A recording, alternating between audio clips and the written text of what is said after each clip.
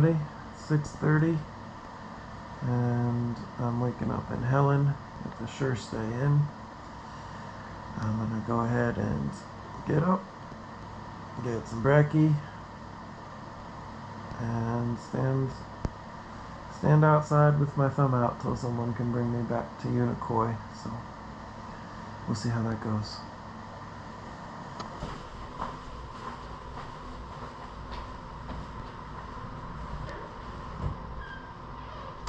Alright, it's 7:38. I just got outside of the hotel here, the Sure Stay, and already there's been about 10 cars or so who've driven past with my thumb out, and they just keep cruising. I don't know if it's harder in the morning because people got to get to work, but we'll give this a little while longer, see if anyone feels like stopping and bringing me the 9 miles up to the trailhead. Alright, well, it's 10 to 8. Plenty of cars have driven by, and no one's picked me up just yet. I think I'm going to walk to the other side of town so that I'm kind of at least positioned on the other edge of town, the edge of town that's in the direction I'm going. So hopefully I'll have better luck over there. It wasn't very far. I walked clear to the other edge of town yesterday, so we'll see how we do over there. Alright, 8 past 8, I'm on the other side of town. I thumbed all the way across town, and now I'm thumbing on this side of town. So I kind of like this spot. You can see there's a long road that folks will be coming down, so they get plenty of time to think about whether they want to pick up this friendly face and bring them 9 miles. So not sure how long we'll stay. I mean, it's not a bad morning really, especially with the down on, so we'll see how we go. All right, folks, 8:32. And that white truck is Johnny's truck. Johnny brought me up here from Helen, so that's not too bad. I'm not sure how long that took. I mean, you can, in your time, it only happened in like 40 seconds or whatever, but in my time, it was just a little longer, but whatever. How awesome. Johnny actually, he was moving a big mounted, framed up map of the Appalachian Trail in the back of this truck as well. So what an awesome coincidence that he was kind enough to stop and pick me up on the day that he was moving this this framed picture. Another really cool coincidence. Johnny mentioned that the last person he gave a ride up to the AT was Andrew from Andrew Live Life, another YouTube channel. So if anyone is able to zip over to Andrew Live Life's channel and just drop him a comment or a DM or something, let him know that I was fortunate enough to get a ride with the same friendly Johnny as he did out of Helen. So anyways, I got several big hikes today, big climbs today, so I'm gonna turn this off and get into hiking weather gear and hit the trail. So it was 9:03, and I think we're getting close to the top of Rocky Mountain, but there's just this view off to the east. I'm pretty sure that this pointy peak over here is my next peak, is Trey Mountain, but perhaps we're not too close to the top of Rocky the more I look up this way.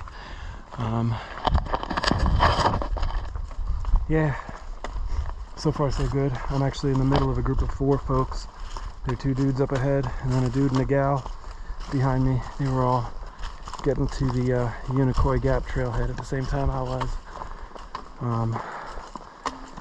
I know the gal's name is Hannah. I don't know any of their other names yet, but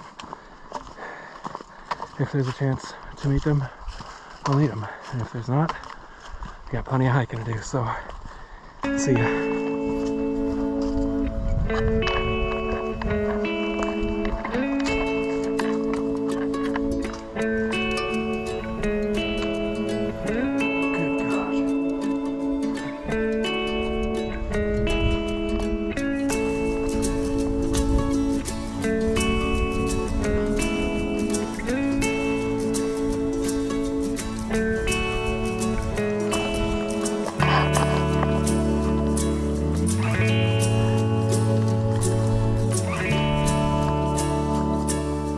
All right, 5 past 11, made it to the top of Trey Mountain. So this is the second peak of what could be a 3-peak day, with Kelly Knob coming after. But I think we're gonna have to go ahead and see how I feel. Definitely, again, keeping with my early hike motto of don't want to push it. So So we'll see how we go. There are a couple campsites after Trey Mountain. But again, it's only 11:05, so there's plenty of time yet in the day. Plenty of good hiking hours left. Yeah, I'm gonna give you some views.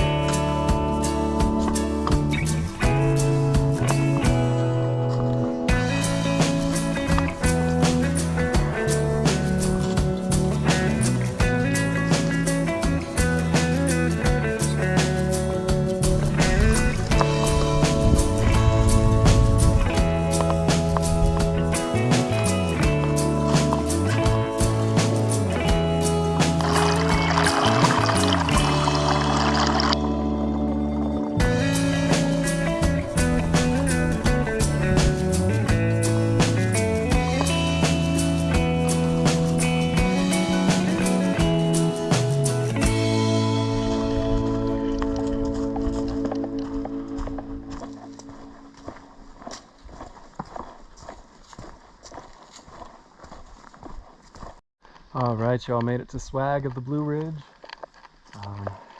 It's kind of like a landmark everyone films, and I have absolutely no idea what it means. So if you happen to know what Swag of the Blue Ridge even means, drop a comment, because I'm pretty curious. But anyways, there's the sign.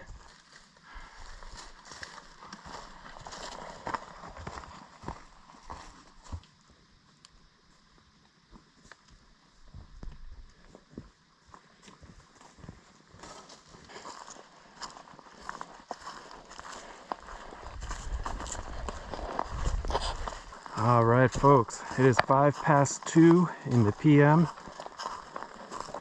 and I just pulled into home for the night. It's right next to a place called John's Spring. That puts me at about just over 10 miles for the day. It was a good day, man, but it was a hard day. Those two climbs were, well, the two climbs were tricky. But really, what was kind of even more tricky was working up the nerve to do all of the tiny little climbs in between the big mountains. It's one thing if you know a climb is coming and kind of psych yourself out, but they were all sorts of like sneaky climbs that were challenging. It shouldn't be very much further to Kelly Knob, that third peak, but I'm feeling good, but I'm gonna quit while I'm ahead. So it's 2:05 or whatever, and I got a lot of sweat on all my clothing. It's been like 65 degrees all day, which is great, but definitely a little warmer than it's been, and there hasn't been much of a breeze all day long. So you can see I got my buff pulled up over the back of my neck to kind of protect from the sun. Anyways, I'm rambling. I'm gonna go ahead and pitch the tent, and I'll check back with y'all. All right, folks, it is 3:50, and camp is all set up here over at John's Spring. There's some camping up just right next to the trail, just by the spur to John's Spring. Yeah, so I wanted to show you. Got all my clothing set out to dry. That was like the first thing I did when I got here. And then I was kind of scouting the different spots for a great place for a tent, and this is kind of like the spot I found. I was like, well, it's the most level. It's got this kind of, the ground sort of falls away behind it, so if I needed to wake up and pee in the middle of the night, I could just kind of pee down the hill.